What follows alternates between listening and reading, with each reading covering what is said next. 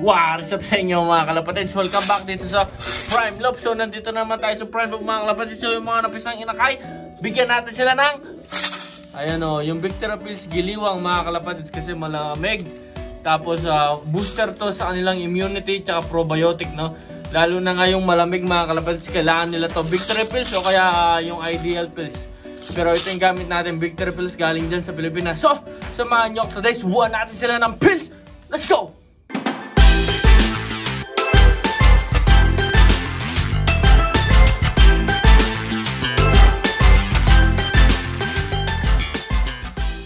Nga mga kalapatids, so ito na yung mga singsing natin, no? Naka-ready na. So yung mga isisend natin sa OLR, ito lang yung ibibigay natin sa kanilang ring, itong mga common ring. Tapos ito yung mga man ring, dalawang club dito sa Edmonton, ito sa Northland Invitational Homing Club. Tapos ito naman is Calgary Invitational Club mga kalapatids, kung tama ako. Ayun mga kalapatids, ipopost ko na lang yung mga ayan, yung mga tunay na meaning ng mga CFIPC sa NIHC. Yung club ko, yun yung Northlands mga kalapatids. Diyan tayo naglalaro dito sa Edmonton. So ayun nga, pasukin na natin yon mga kalapatids.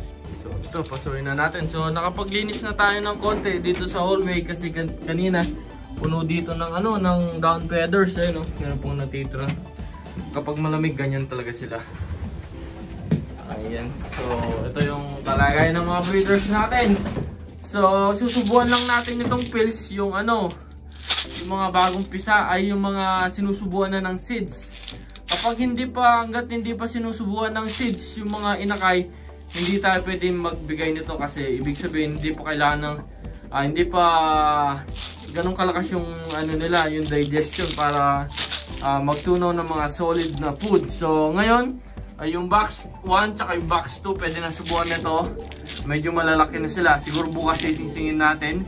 Ibibideo din natin yung mga kalapatids. So, ayun, kunin muna natin yung mga dalawang inakay. Pagkita ko sa inyo mga kalagayan nila. Sana mag-survive sila dito sa malamig. Ayun nga, napakalamig oh. Kaninang umaga napakalamig, negative 18. Ngayon lang bumaba. Ayan oh. So ngayon mga negative 8 mga kalapatids yan. Dito sa loob ng kulungan. Pero sa labas ng bahay ay sa labas ng loob is negative 12 mga kalapatids. Ayan. So kunin na natin yun. Ayun mga kalapatids. So kunin na natin yung mga inakay. So wala tayong cameraman. Kaya lang tayo, self video. So ayun yung tatay.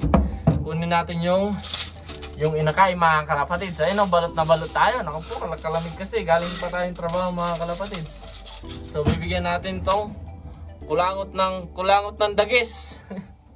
Kunin muna natin yung unang inakay. Ayan. Ayan o. Ayan sila mga kalapatids. Kahit na malamig o.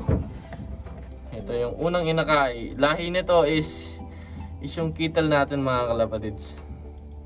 Kittel 120 line. Ayan o. Ganun lang natin sinusubuan mga kalapatids o. Ayan o. So mabilis lang natin pakakainin. Baka malamigin mga kalapatids. Ayan o. Medyo malaki na yung paa niya. So mga 1 day o kaya 2 days pa pwede na itong singsingan. So ito yung unang papisa kasi medyo malaki siya ng konti. Ayan o. Ito yung mga kittel 120 line natin mga kalam mo. Mukhang Barbie! Ang saya talaga masaya mag-breeding mga kalapatids. Ayan. Ito yung painakay natin. So ilagay na natin dito, nabigyan na natin ng pills. So yung box 2 naman mga kalapatids. Ito yung nasubuan na natin ng pills. Ayan. Isa lang yung nagluluko. Malupit yung sa kabila mga kalapatids kasi combination sila. Kaninang umaga at saka ngayong pagdating ko, combination. So ito naman yung susunod. Ayan, si Mr. Chipo. Ayan sa loob. So kunin muna natin yung mga inakay. Ayan. Kuha muna tayo ng pills para mabilis yung proseso mga kalapatids. Ayan. So yung unang inakay, itong dalawang inakay na to mga kalapatids is sabay na pisa.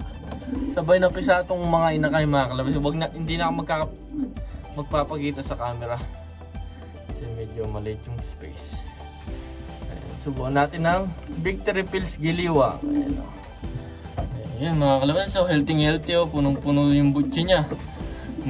Magaling talaga mag-alaga itong dalawa. Ayan, oh. Baka bukas pwede na singsingan ito po ni Burado. So yung pangalawa naman, ayun, parehong magkasing size. Ayan o, ito yung isa. Oh. So ito yung binigyan natin na pills, tas tinignan din natin yung pakpak nila. Tapos ayan, ipapakita ko yung picture. Ayan o, o diba magkasama sila sa isang pugad mga kalapatids. Itong yung dark check, yun yung Grutans line natin na line breed. Ito naman is inbreed na Chipo mga kalapatids. So pogi. So ito yung nasa ano natin. Ito yung nasa logo natin na Prime Love mga kalapatids. Ito siya. So, mag-check tayo ng isa pa. Check natin yung inakay ni Kittle 120. Ayan o. Ito si Kittle 120. Ito yung papisan yung dalawa. Ayan o. Healthy din mga kalapatids. Yung persobro natin. Ayan o. Busog na busog yung inakay. Kitang-kita ko yung butsi. Ayan. Ayun, so as of now mga kalapatids, meron na tayong papisa. Papisa na 18 young bird. So 18 young birds yung papisa. So tatlong pares kasi yung iniba ko eh. Yun is yung force line natin is tinapon natin, in-out natin yung itlog nila. So second clash, nililimliman nila ngayon. Tapos ito din, nagbago tayo dito. Itong Jansen Banlon. Ayan, pinalitan natin yung Jansen Galgal natin. Ito yung pinalit natin. Itong Jansen tsaka yung Banlon mga kalapatids. I think mas maganda yung gagawin ng dalawang to. Mapipisa to in 4 days. Mapipisa na yan mga kalapatids. Tapos ito yung sinasabi ko na may puti sa pakpak ko. Kaya tinignan ko yung mga inakay. Yan yung anak nila mga kalapatids. Makikita nyo may puti sa pakpak. Yan yung second overall champion natin na si Chloe the First. Yan nga, ito yung setup ko dito sa kulungan mga kalapatids. Ayan, no?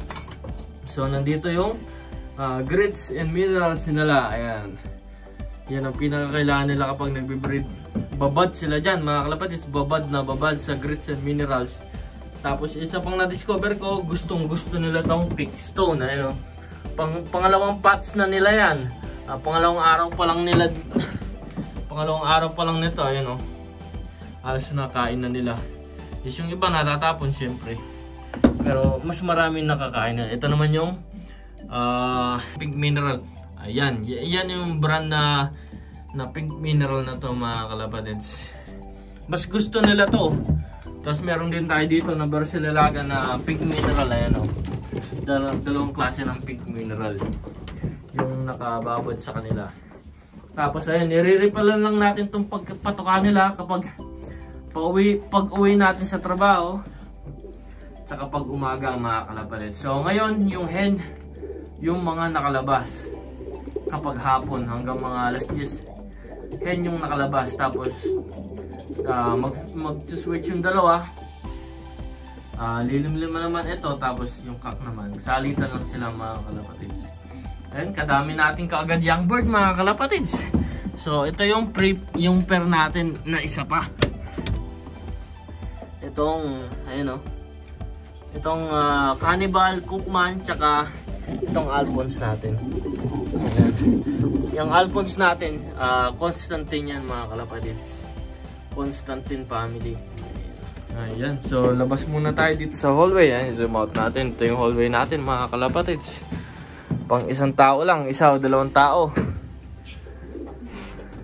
Ito naman yung mga hen. Ayan, yung mga hen natin na pliers. Tapos wala na naman yung kulungan natin sa labas kasi pagdating ng January, nakalak na sila. Nandito na lang. Wala na tayong pa-round kasi masyadong malamig. Tsaka para makondis yung katawan nila. Ito yung isang ano natin, no? Banlon yan mga kalapatids. Galing kay Stan Gowell. Shout out Mr. Stan Gowell. Ito yung ano, banlon mo. This is one of the gift bird. Paparas natin yan dun sa ano, dun sa Kittle 120 line natin kay 4167. Ayan. Tapos ayun yung best Kittle natin. Ito yung hen section mga kalapatids. So punta tayo dito sa barako. Ano lang, check up lang natin sila para yung video natin hindi puro sa mga breeders. Ito naman yung mga barakuan. Ayan o. Tapos yung lahi ng Constantine, ito yung atin niya. Ang ganda. Sa lahat ng mga inakay ko, ayan yung pinakamaganda. Ang ganda ng balance sa katawan, pakpak, vibration, lahat mga kalabas maganda. Ewan ko lang kung ano yung ibubuga niya ngayon, old bird season kasi. Masasali siya sa old bird season kasi naging ano siya, late breed natin siya mga kalapatids. So yeah, ito yung ano natin sa pangkuluan. Ito yung cock section. Ayan, oh. Pasintabi sa poofs nila kasi masyadong malamig, hindi natin makayod. Kaya ako nilagyan ng style mating ano,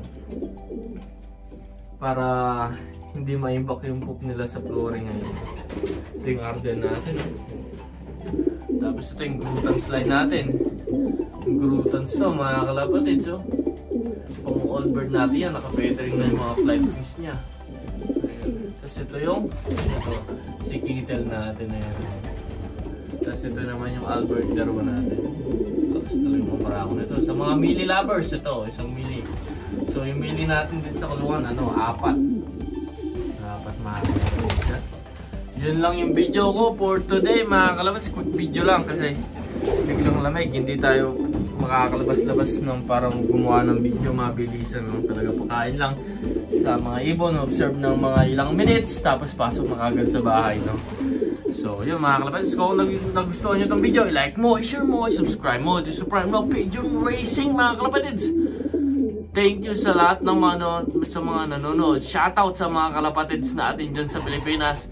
Tsaka dito sa Edmonton, Calgary, mga kalapatids. Shoutout dyan mga kalapatids. So shoutout kay ano, sa wife ko na si Cheska. Ayan, thank you sa pag-suporta dito sa hobby ko mga kalapatids. Kung dapat mas masaya talaga kapag may suporta. Kaya laging pasalamat natin yung pamilya ko is supportado tayo mga kalapatids. Kundi walang prime look mga kalapatids. Ayun. So prime look here from Edmonton, Alberta, Canada, representing Philippines. Ingat sa inyo mga kalapatids. Bye bye. See you guys next vlog.